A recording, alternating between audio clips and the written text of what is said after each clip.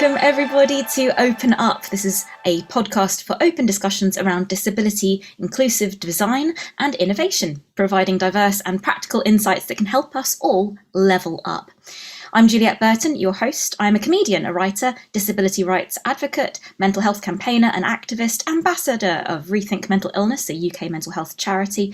I've toured the UK and internationally with award-winning comedy shows, and I'm the mental health panel lead at Open Inclusion. And of course, I am your host of this, the Open Up podcast. This is a positive, practical and informed, diverse set of voices to help people more deeply understand and more confidently act to reduce exclusion wherever we can. This isn't about admiring the problem, this is about engendering positive change. So this podcast is for you if you want to be a part of the solution. Now, our guest this episode is the lovely Josh Wintersgill. Josh is a young disabled entrepreneur, winner of the UK Disabled Entrepreneur Awards in 2018 with Able Move, and Great Britain's most exciting young entrepreneur for 2019, including Best Entrepreneur for the South West in 2019 as well. Josh has an honorary master's in technology from UWE. He has worked as a cybersecurity coordination manager and has a background in information technology and business management. He is also my fellow panel lead at Open Inclusion. He and I have spoken on various professional panels at speaking events together. We've been highly professionals together, and he is the person behind the Simply Open Awards. Josh, thank you so much for joining me. Thank you. It's really delightful to be here. I've been eager to get onto the podcast since Open Inclusion started them. And so it's really nice to have the opportunity to share a bit about my background and some of the work that we're doing here at Open. Well, it's always a pleasure to chat with you. You're one of my favourite people to chat with generally, just WhatsApping away every day. So I've got a question for you to start things off, Josh, my darling. What does inclusive design mean to you? Inclusive design, what does it mean to me? Well, in simple terms, anything that anybody uses that I then want to use, I should be able to use it independently without really having to kind of ask other people to do things for me. So it might be opening up a bottle, for instance. So if I've bought a drinking bottle from the shop, like a bottle of Buxton water, if it's got a screw top, it's really difficult for me to open, but if it's got a flip top, it's really, really easy. And it's something that I can do myself without having to ask. So just a very simple change in design of a lid makes it more inclusive for me to experience drinking that bottle of water. So very, very simple stuff like that is what inclusive design means to me. So it's basically designing for everybody to use. Fantastic. So simplicity, but a design that everyone can use. And you mentioned there that there's certain designs that you can use and others that you can't. For anyone who doesn't know your personal story, what is it that you are affected by regarding disability? So I've got spinal muscular atrophy, and spinal muscular atrophy is a neuromuscular wastage condition. So it's very much like multiple sclerosis or motor neurons disease or muscular dystrophy. They're kind of all under the same umbrella. So I was diagnosed with my condition at 18 months old. I could walk until I was about sort of 10. And then by the time I got to 14, 15 years of age, I then ended up having an operation on my back, curvature of the spine. And since that operation, I've been in my wheelchair since. So that's the best part of now nearly 15 years. So 15 years spent using your chair, but your chair is one of the designs that helps you involve yourself in the world. And you've involved yourself in the world with a lot of vigour, with more vigour than most people. You're also an entrepreneur, and I'd love you to tell everybody in the podcast who's listening about how your disability led you into the field of entrepreneurship. It's interesting. So if we go back to inclusive design, I gave an example of a product. And when we look at aviation, which is where a lot of my experiences come from, which led me into the entrepreneurial space, is when we look at the design of aircrafts and their services, they're generally very inaccessible for wheelchair users. And I traveled a lot when I was younger, and with my condition deteriorating, it meant that because I was able to walk and with the condition deteriorating, it meant that walking became even more difficult, to the point where I then had my operation, I couldn't walk at all. So it was that point when, okay, so how do I now travel by air, because I can't now walk onto the aircraft? And so I then soon learned that I had to go a different route to get into an aircraft, and it involved me being lifted from my chair under the arms and legs into a little seat that would then take me onto the aircraft and then into the aircraft seat, and be lifted again from that seat into the aircraft seat. And with my condition, it's very uncomfortable, very undignified, and it's just really not a very nice process. And so about in 2017, I decided that through some experiences of flying and this particular holiday that I went on to Tenerife, I realized that, if I'm really, really struggling, then I can't be the only person that's struggling. And funnily enough, there was a chap that was on one of the flights that we were on that trip out, and he was 6'2", best part of 15, 16 stone. And watching him get lifted by 4 people into a window seat was quite traumatic, particularly for him. And it was at that point I thought, really, we need to be doing something about how we address this problem of inclusive design in aviation. And so what I decided to do was create a product that would enable me to be lifted into an aircraft without being touched under the arms and legs, which provides a much more comfortable and dignified experience. And that's kind of where it all started, really, in terms of, the entrepreneurial side. And it's really through lived experience as well, which often drives a lot of these innovations. So, just going back to the that first product that you designed, Mm. can you explain to us a little bit more about what the solutions were that were involved in that? Yeah, so effectively, if people were people that need assistance to go onto an aircraft today, or before my product existed, sorry, they would either be lifted under the arms and legs, or an airport might procure a piece of lifting equipment, or they might provide, so that might be a sling, or they might provide a machine that would help lift you out of your chair into the aircraft, where it wouldn't need physical lifting. The problem is not all airports invest in that type of equipment or procure certain electrical devices. And so therefore, if you fly from Bristol to Spain, Bristol might have equipment, but Spain won't. And so therefore, you're left in the same situation when you arrive in Spain, where you've got no way of getting off the aircraft. So I designed a sling that effectively you put into your chair before traveling, and you stay sat in it for your entire trip. So no matter where you are, either in an airport, on the aircraft, you've always got a way of being lifted out of your chair at any point. And it just changed the way, and it changed the experience, in fact, of the way in which people travel, because they don't have to worry. So it removes all of this anxiety and stress. And in turn, the fact that they're now not being lifted under the arms and legs, you reduce the physical impact on their body. And so it then creates a much better journey experience for those for wheelchair users, effectively. So that's kind of how we came about, or that's how the product that we designed is supposed to be used. And how widely used is it? Does every airport have it? Is it used for other forms of Yeah. transport as well? Yeah, so our product isn't purchased by the airports per se. We have had a couple of airlines purchase some of our equipment, and we've had some airports use it for training, but actually it's one of those products that at the end users purchase themselves, and go from there. And yes, it can be used for other modes of transport. If people wish, we have a lot of people using it to get on and off, like roller coasters, getting in and out of boats, getting in and out of the sea or swimming pools. So it can be used for a whole range of different activities rather than just flying. And how did that lead on to other products? What other products have you designed? Yeah, so during COVID, I had a really good opportunity to look at some of the feedback we had from customers, and also some of these other innovations that I had, that we had, or that I had in my head.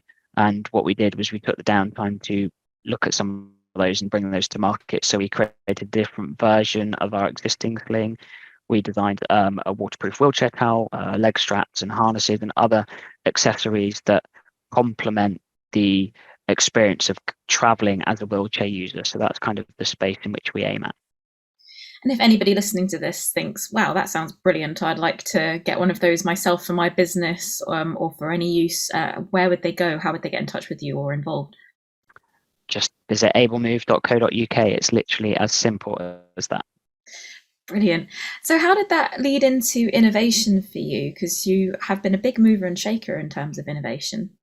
Yeah, I think technology is a weird one, because I think that's really where it started, because technology is constantly evolving. It's changing. Well, now it's changing by the minute, pretty much, with the likes of artificial intelligence. It's just constantly evolving, and I think when you get brought up around technology, it makes you think of in a way that you may not get in other industries, because you're constantly having to change or adapt to it. And so with my condition as well, I've always been, learning to adapt to change. And so with the two combined, I think you naturally innovate without even necessarily realizing you're innovating. I think that's what's really, really interesting, is because it almost becomes second nature. And so when you do something and somebody sees it, they go, "Oh, how did you do that?" And then you go, "Oh, I didn't realize I did it that way." And that's what's really smart. So I think in a lot of cases, people with neuromuscular conditions generally are innovators, because they're having to figure out how they adapt to the change all the time. And as you've seen from my lived experience, that's how I, created my products that I've done, which is all from that lived experience and change. And so that was really my route into innovation. So lived experience in technology. And how did that lead to you working with Open Inclusion, which is how we met? Oh, it is how we met. Yes. So during COVID, there was a lovely chap, Martin Sibley, very good friend of mine, who was actually working for Open Inclusion already. He was leading up the mobility and dexterity panel, or the community lead for mobility and dexterity. And with his business and ventures accelerating, they wanted a backfill, and Martin kindly pointed Christine towards my direction. And Christine had obviously realised about my background, and through the mention of from Martin, Christine decided, well, let's have a conversation with Josh and see whether or not he'd like to take over the mobility and dexterity panel lead role. And I said, yes, absolutely, I'd love to. And so I started that, I think around the beginning of 2021, actually.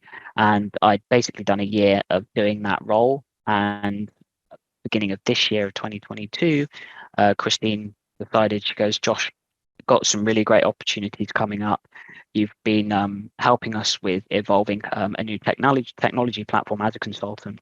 But also I've got something really exciting called the Simply Open Awards that I'd like you to potentially take on for us."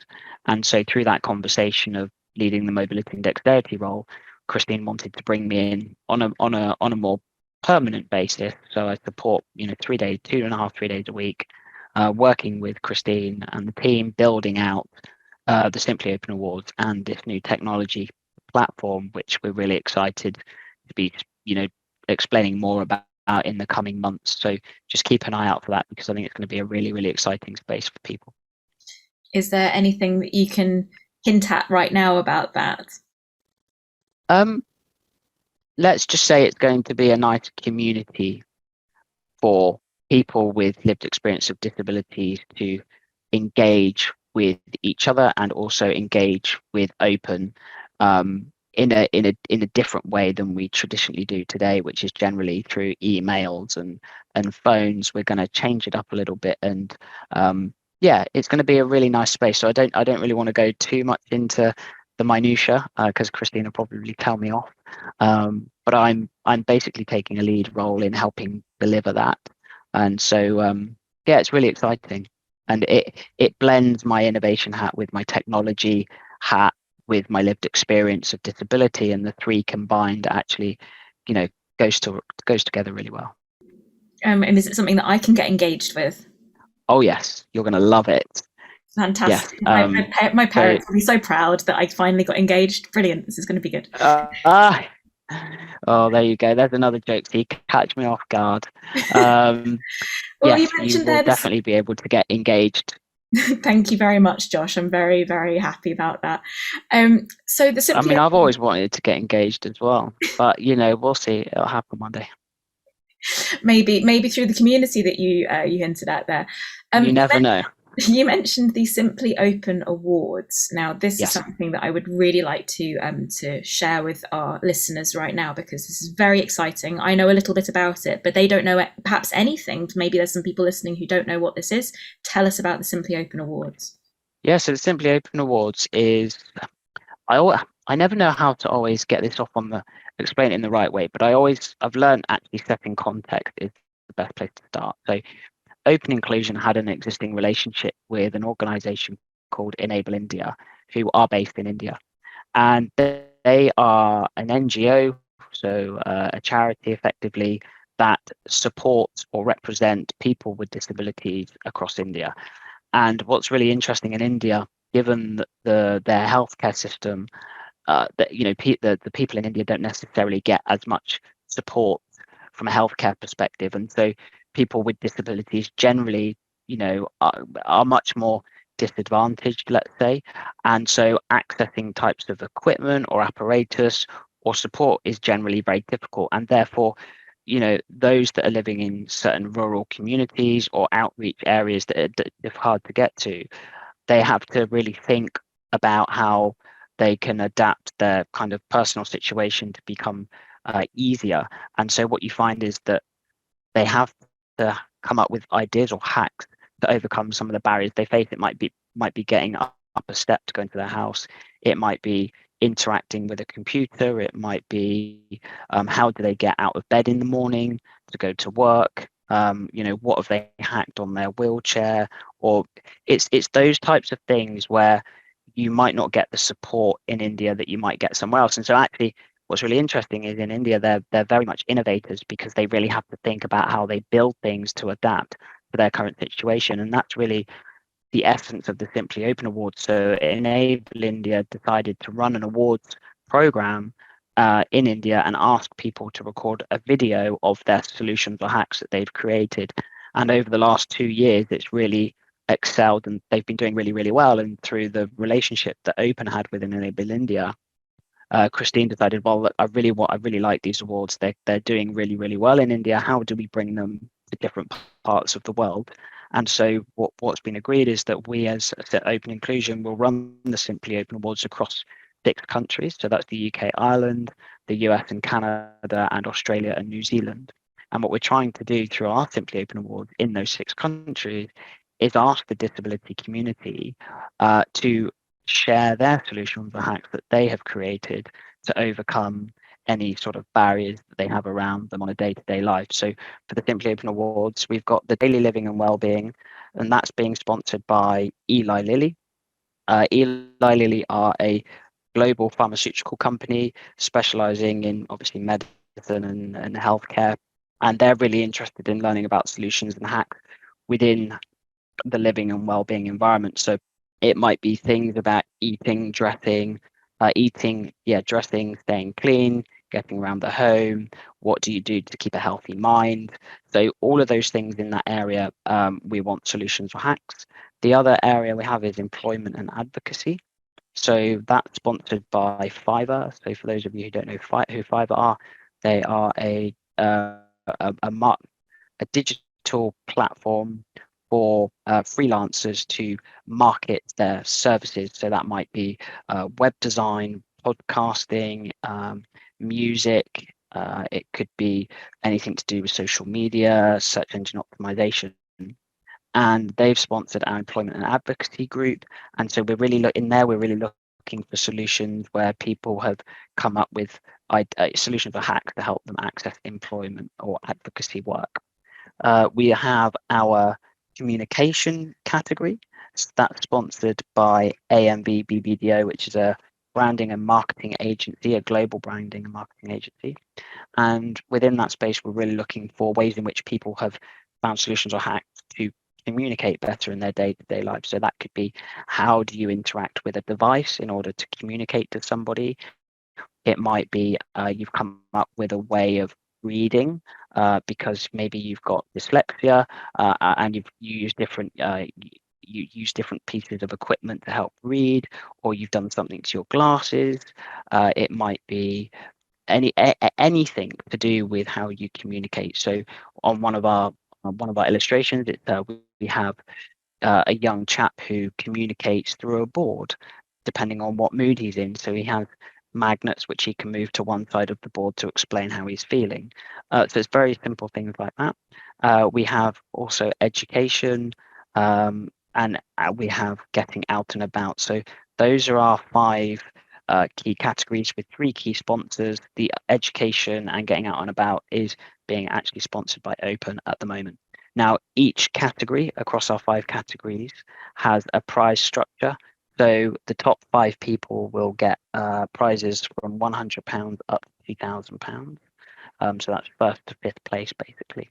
So we've got really good prizes up for grabs. So effectively, across our entire program for the awards, we've actually got up to £25,000 worth of awards to give away, thanks to our sponsors, which is really, really fascinating.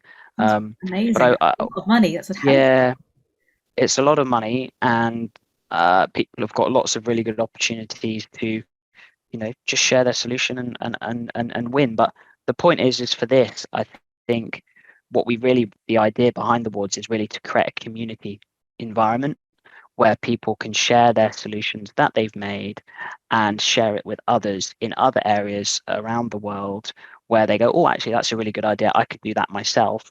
And, you help one another to recreate that solution so it's helpful to me or you. So it's really meant to be community driven, with the money just being a nice to have and get recognized, and actually help businesses understand how they can be better around disability and inclusion, and help them think about how they make their products and services more inclusive. So that's what the essence of these awards is. The reason why it's so great is because everybody benefits. You get somebody sharing their solution because that helps them. They can allow other people around the world to benefit by seeing it, but also you can be recognized for it and earn money. At the same time, we're educating sponsors on how you're overcoming the difficulties that you have, and actually educating them on disability. And then they, out of that, in return, they can better understand disability insights. So it's just, I don't know, it's just everybody wins. And I just think it's a really great program. And I hope that people, get involved with the awards this year. It's one of those things where I know that historically some of the best innovations for the wider community, perhaps physically and mentally non-disabled people, their lives benefit from the life hacks that people in our community have as well. So have you got any examples? Because I know that you asked our panel leads for their, including myself, for our life hacks. Have there any that have been submitted by our panel leads that particularly stand out for you as good examples for anyone listening who's thinking, I think I want to submit my life hack? Are there any examples you can give us? Yeah, there's a few. So one of our panel leads, Lynn is visually impaired. And one of the things that she's done in order to communicate and write, she has this fascinating way of being able to create her own braille. And the reason why she does it is that if she wants to draw something, so she really likes artwork, okay? And so in order to be able to feel where she needs to either draw or pierce something through to make an outline, because Lynn can't see, what she has to do is almost like make little holes or create little bumps in the paper. And what she has is she has a mat that she's able to push in and create the holes or indents into the paper. And then when she turns the paper over the other side and she runs her finger around the paper, she can actually fill the raised line. So she knows exactly where she has to trace or go around with her hand to make the shape that she wants based on what she's doing. So again, it's something really fascinating. You have to go and listen or watch the video to really explain from Lynn's perspective how she's done it. But it's really fascinating how she's done that. And then we also have Sam. So Sam has got dyslexia, and effectively before these kind of coloured paper things were around, or if she hasn't got them, she's got coloured folders. And what she does is she puts the paper within the coloured folder, and that helps her to better read any pages or books that she's reading. So again, it's not necessarily a solution, but it's a way of using a product with another product and bringing the two together to make it easy for Sam to read. So again, that video you can watch online. And then another example is my one. So at home, for me to do my exercises, we've got a bar that goes along the ceiling, which is screwed in with some kind of hooks. And then on the bar, I've got a band, which then it's a stretchy band, and it's got a grip on it, which I attach the grip to my arm, and the stretchy band then pulls my arms up in the air, and then I can move my arms around in lots of different ways and do different exercises. And that's a great way of doing exercise at home without having to go to the gym, because often gym equipment is largely inaccessible to wheelchair users. So again, it's a very cheap, creative hack of being able to do exercise at home. So there's 3 examples straight away. There's absolutely hundreds. I mean, I'll give you another one that I've seen. I see them all the time on social media. We had one guy, he has created he didn't create it, he went to a charity called Remap, and he's in a wheelchair and he's got a water gun. And what they've done is they've mounted the water gun to his chair and adapted it so he can push a button that fires the water gun for him. I mean, it's utterly genius. So he can now have water fights in the garden with his friends and family through a button that's connected to his gun, to his chair. I mean, it's just great, right? So simple stuff like that. It's just, yeah, brilliant. So that's what we want to harness with the awards.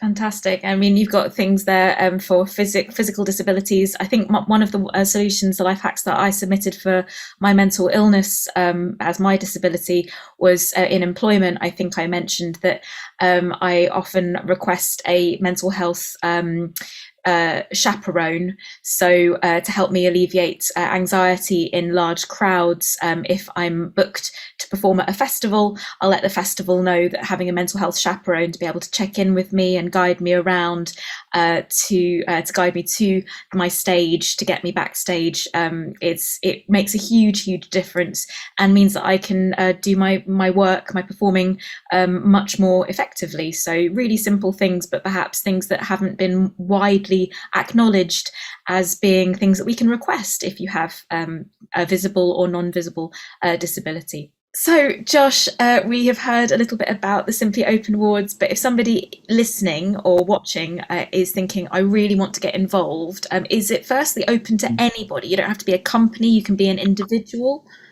That's right. Yep, you can be an individual. You can be a charity as well. So if you as a charity have got solutions that you want to put in for people to have a look at, then we are open for those entries to come in. I think what is important just to note is that we're not looking to get entrepreneurs per se that have, like, for instance, myself.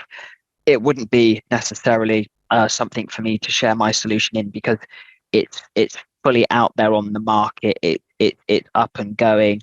What we really want is just the hacks of, people putting basic stuff together that, aren't really, entrepreneurial per se, but just really really basic hacks. So if you are somebody that has an idea that you've designed and you're looking at wanting to turn it into a business, and you're worried about the intellectual property, or you're concerned that by putting it into the awards that someone might steal your idea, then the awards are not for you right now. You really want to keep that separate. But if you're happy for your idea to be known and shared, and you are still looking at potentially rolling out in the future, and you're not worried about any intellectual property concerns or people copying, then absolutely, put your idea in and see how you go. So we are open to that. But yes, really, it's not open to fully fledged entrepreneurs, basically. So where would one go if they wanted to enter into potentially winning some amazing money, but also, as you said earlier, more importantly, sharing these life hacks that might benefit other people in our community? Yep. So very, very simple. All you need to do is go to www.simplyopen.io/awards. You can alternatively call us on 02039501957, and one of the team will answer the phone. So if you're not particularly comfortable with using websites or tech savvy, then you can get involved by ringing us up, and we can talk you through the application process on the phone. Alternatively, if you want to just send us an email because you've got an inquiry, just go to simply openawards@openinclusion.com for our email. Sorry, that is our email address, simplyopenawards@openinclusion.com. So you can drop an email into there and one of us will pick it up and respond. Fantastic. And life hacks are a form of innovation, aren't they? Can you just explain for anyone listening or watching who's thinking, nah, my life hack isn't properly innovative? The word innovation might be a bit daunting for some, but how would you encourage people to perceive this? No matter how stupid or simple it may seem, or how daft you think your solution is, and you may think, my idea is just completely worthless, nobody's going to like that. Regardless if somebody doesn't like it or not, the chances are if it's helpful to you and you've created it, then somebody else out there could do with it. And so my view is that share it, because when you share it, somebody else is going to see it and it might benefit them. And that's a winner, right? So forget the money, forget everything else, just it's community, it's sharing, it's inspiring and helping others. And that really should be the motivator. So yeah, regardless of how stupid it is or what you think of it, submit it because it's going to be good. Yes. So whether you win money or not, the point is the community will win. You will win because you're sharing a solution that will benefit others. And we're coming That's from a place of abundance and sharing. Fantastic. Yes. So very exciting. When will we find out the winners of the money rather than the community winners? When will it all be? When will the award ceremony be happening? Mm-hmm. So applications are open now until the 14th of September, and there will then be a round of judging which happens through the end of September into October, and then there will be the winners will probably be reached out to privately during November. I'm not too sure what's going on yet, whether or not that definitely will happen, but what will happen is on December 3rd, which is International Day of Persons with a Disability, we will be doing an announcement of all the winners publicly, and that will be in line with other organizations that are running similar awards around the world in partnership with Enable India. And so what will happen is all of the winners from our Simply Open Awards will be put forward to Enable India. So they have a global awards competition. And on December 3rd, they will then also be announcing, I believe, the finalists of the global awards, and the two winners will get the opportunity to then showcase their solution in Vienna, right? In Vienna in 2023. And that is all paid for you and a carer, if you need a carer to go with you, to Vienna to actually present that solution to accessibility leaders around the world at a conference called the Zero Project Conference. And it's an absolutely incredible conference to go to. And it really puts you, it really gives you the opportunity to meet all of the people that are doing really influential work in the accessibility space around the world. So it's a really good opportunity. And potentially, if needed, it's a great opportunity to fly and use your aviation innovation that you mentioned earlier on. Yeah, so if anybody needs any help with that, then yeah, I'm your man. Will there be any sort of award ceremony, Josh? I'm trying to, I'll be honest, I'm trying to get an opportunity to wear a glamorous dress. So we are looking at potentially doing an award on December 3rd, yes. But we just don't, we're still in the ways of going, are we doing it virtually? Are we doing it like a hybrid event where we do part virtual, part live, or if it will all be live? But that won't be announced for sort of another month or so as we kind of work through how we want to run that. It really depends on location and time and money and who we're going to get to go to that. So that's still happening. My expectation at the moment, if I'm being honest, is that it will be more virtual than it will be physical. And then maybe next year, maybe more of a physical event. But who knows? I'm not saying a physical event won't happen. It's still definitely on the cards. We just need to work around the logistics of that. Well, whether it's virtual or physical in person, I'm still going to get You can still dress up. Oh, for Okay. sure. I'm definitely going to get my all my dresses dry cleaned in preparation for December the 3rd, just in case. Brilliant. Okay. So, moving away from the awards, I've got Mm. a couple of final longer questions for you, Josh, before we move on to our quick fire round of questions. Firstly, what are you doing at the moment and in the future to empower others? And what are the complexities of the things that you're doing at the moment to empower others? Yeah, it's a very good question. There's various aspects. So, firstly, the open community that we're building, which I can't say too much about, but I really think that that is going to be a platform that will really help others to, you know, just get involved, be inspired, you know, help other people, and really make a difference in a different way than maybe the way in which you perhaps do today. So I'm really excited to see where that goes. So that's one of them. The other areas I do a lot of I try to do a lot of work or support in the volunteering space with various charities. So I do try to give back in terms of my experience and helping charities or support charities how they can better support younger people like myself coming through with neuromuscular conditions. I also support charities with speaking events. So I most recently went to New York and spoke at the United Nations around employment and entrepreneurship. And so what I'm getting at is there's various bits that I try and do both in a professional sense, but also from a personal perspective and giving back to really help all different angles of where I can to improve, you know, the future for other people coming through with disabilities. So I do my fair piece, and then I'm also working on another project within the aviation industry as well, looking at a really exciting seating solution as well, which is very, very exciting. And who knows, that might be on the market within the next 18 months or so. So yeah, just doing lots of different bits. I don't really sleep that much. I always feel tired all the time, to be honest.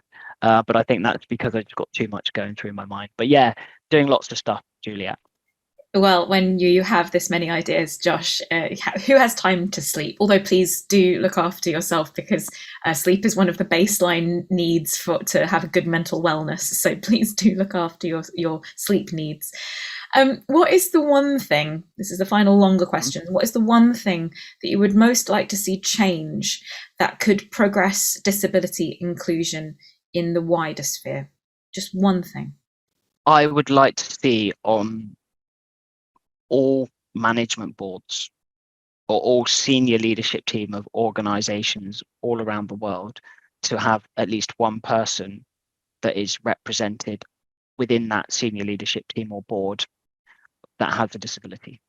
And I think that would really help drive the accountability from a very, very top level on making sure that these organizations have the right culture, but also having the right people at the top with the experience so that when big decisions are being made, that there is somebody that can hold the company to account on disability, because often those decisions can be made without disability being considered at that very level. And it's not until after those decisions have been made that you then get the problems coming through. And so I think for me, from an inclusion point of view, that would go a very, very long way in terms of making change much quicker than perhaps seeing the likes of governments and legislators changing things. That often takes far too much time. But if a business wants to do something, then ultimately they can do it. And so I think that's why having disability representation at a very high level and making it a mandatory requirement would be a really good starting place.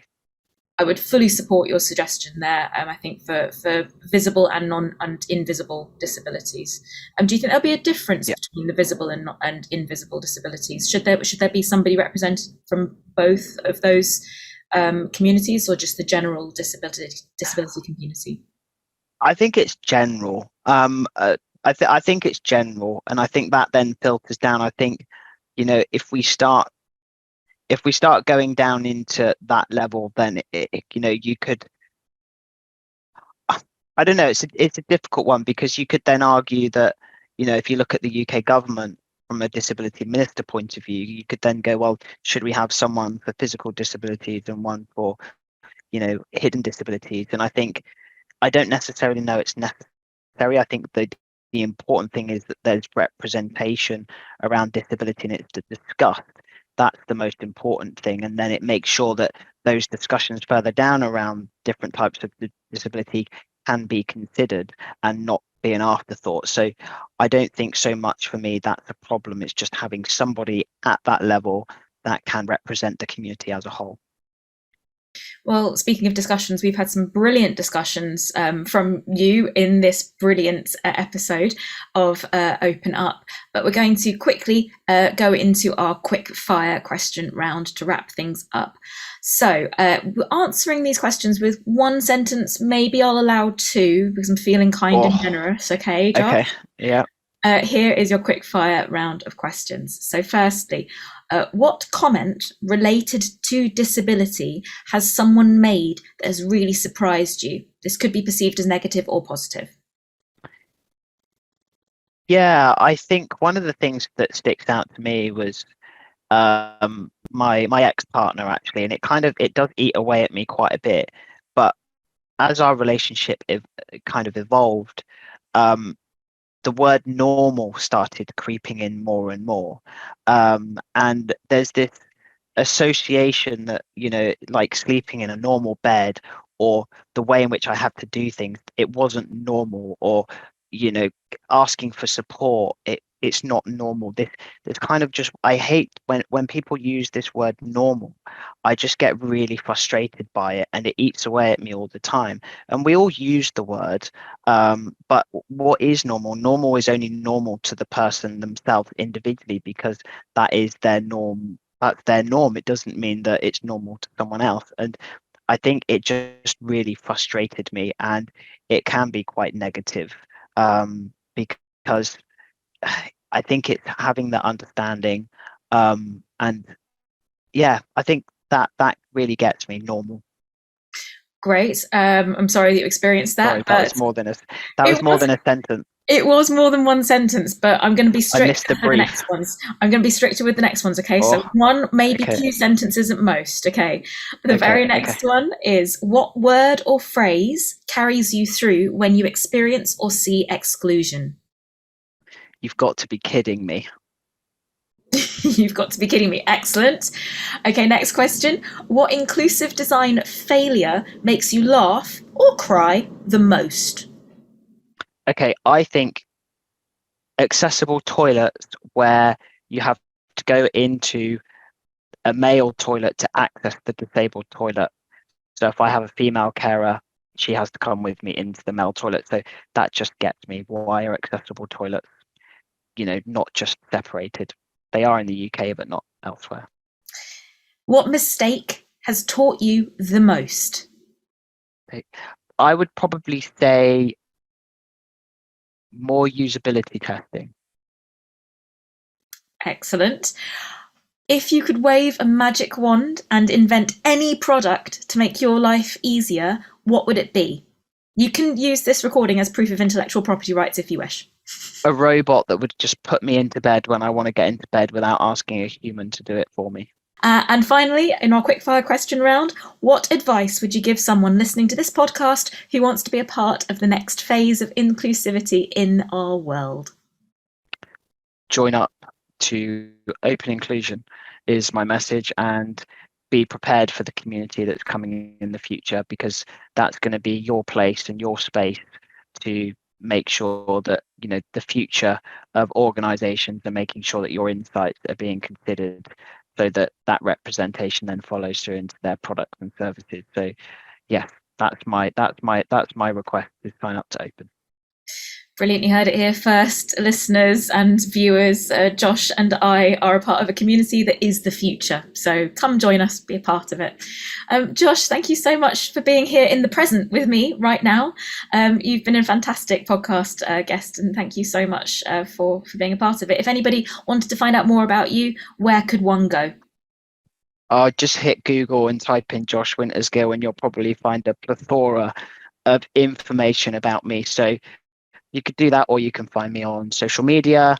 You can go to Open Inclusions, LinkedIn. You can find my Able Move business on social media. I'm really not difficult to get hold of or find. Well, thank you very much for being so easy to get hold of for today's episode of Open Up, our wonderful podcast. Thank you, Josh, my wonderful guest today. Thank you for listening, my wonderful listeners, to this episode of Open Up podcast. If you'd like to sign up for the series, we will send you a reminder when a new episode lands, and you can share it with your friends and family who may also appreciate it. Please do nominate who you would like us to talk to in future episodes, or a topic that we should cover in depth, and what would you like to learn about in the future on our podcast. You can contact us at contact@openinclusion.com and on all of the various social medias as well. Being open means being open to change, to shifts, and all that is new and unexpected. So it may seem overwhelming and sometimes a little bit daunting, but the alternative is being closed. Closed to change, closed to others, closing off to ourselves in some respects. And like any river will tell you, closing off prevents the natural flow. Like any light source will tell you, closing off means being kept in the dark. Like any door will tell you, while being closed keeps you safe, it prevents any new pathways opening up.